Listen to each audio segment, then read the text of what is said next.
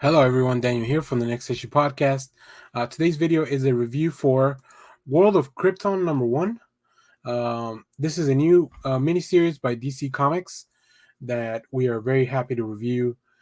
Here we have three different covers. We have the main cover all the way to your left.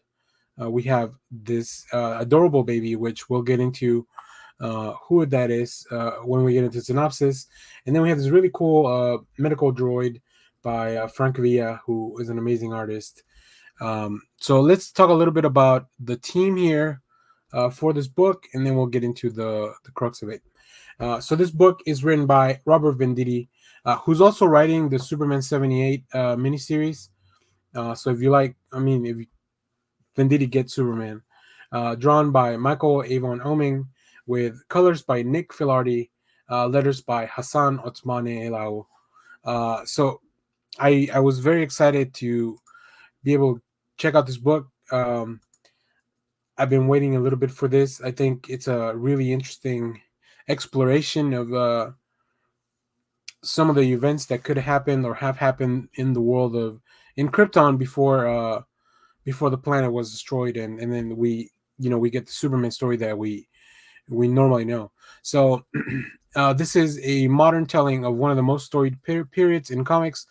Krypton, a utopia admired across the universe for its achievements in science and culture, but its shining towers and regal people conceal a planet rotting at its core.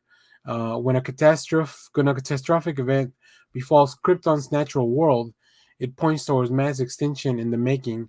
Jor-El, head of Krypton, revered for science as the Science Council, embarks on a mission to save the world that may have already passed this point of no return. If you were read any Superman before, you kind of know that that's kind of where this is going. But this definitely shines a light on Krypton's most famous characters, including Jor-El, General Drew Zod, and even a young Kara Zor-El, who is the baby that we see in the picture, in the cover from the beginning. So yeah, this is a cosmic wonder thriller political like story, and I found it very enjoyable. So let's get into it. So we kick off here in the planet Krypton, where we see a scientist that it's gathering samples and investigating an issue, and then you turn the page, and then, which is something I love about this book, the design of the panels, but then the pacing just it makes you turn the page, and then boom, you get this big spread of like, oh, here's what's really happening. We see these really cool. I don't know what these creatures are, but the design looks pretty dope. Uh, and we see that the scientist knows that something's wrong. And normally, like in the real world, um, nature is usually where we can see some clues of things happening first. Um, After that, we jump onto Kryptonopolis, which is the main city in Krypton, and we have this party for a baby that was just born, which is baby Kara Zor-El, who becomes eventually Supergirl. So we know that Jor-El and Lara are going to see, I guess they're brothers. Jor-El's brother, who is Kara's father, and Jor-El.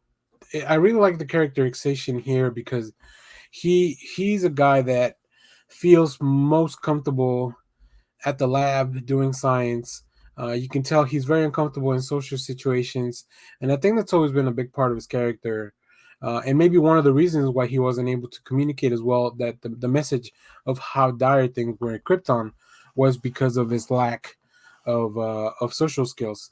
Also, really cool to see Lara there. Like, just really interesting to see this retelling of the story. I love the designs of the building. Let's go back to look at the art. The design of the building, their suits, even the characters. They almost feel like um, they give me a lot of vibes from the animated series, but it's definitely not exactly the same. It's just a little bit more stylized than normal comics, than the house style, I would call it.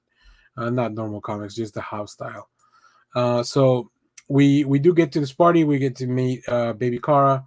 And this is where the intrigue starts to happen. We're introduced to Jor-El's cousin here, who already gives you bad vibes. I mean, you hear the name Zod, and you immediately know that things are up to no good, right? So we get to this party, and that's when things just kind of keep start happening. I really like the. I didn't expect to this book for it to be like this political thriller type of story. I really don't know what I was expecting, but it was definitely not that. So that combined with the art and these really interesting characters really make me want to keep going to like see what's going on in the world of Krypton. So I definitely recommend this if you're a Superman fan. If you're somebody that enjoys a little bit more of a mystery or a political intrigue type of, um, you know, I was gonna say Game of Thrones, but not so much in the fantasy aspect, just more the politics of it.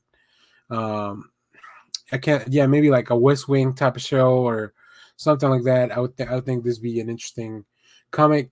Also, I really like the art. I like the character designs, the buildings, all the aesthetics. I think the team really nails it here. So, yeah. But let me know what you think of this comic if you pick it up. I think six issues is a great way to expose you to a really cool story in a limited series type of way. Thanks for watching, everyone. Remember to share, like, subscribe. Leave us a comment if you picked this up. If you picked up any other DC books or anything else, let us know. We'll be doing more comic reviews, TV recaps. We are doing Wheel of Time the Wheel of Time every week. And then join us for our lives. That's most Sundays, 10 a.m. Central Standard Time. We just talked about the first look at Into the Spider-Verse, a little bit of horror movies and reboots that are happening, like Child's Play and Texas Chainsaw Massacre, all that good stuff. So hit that bell. And yeah, thanks for watching, everyone. Bye bye.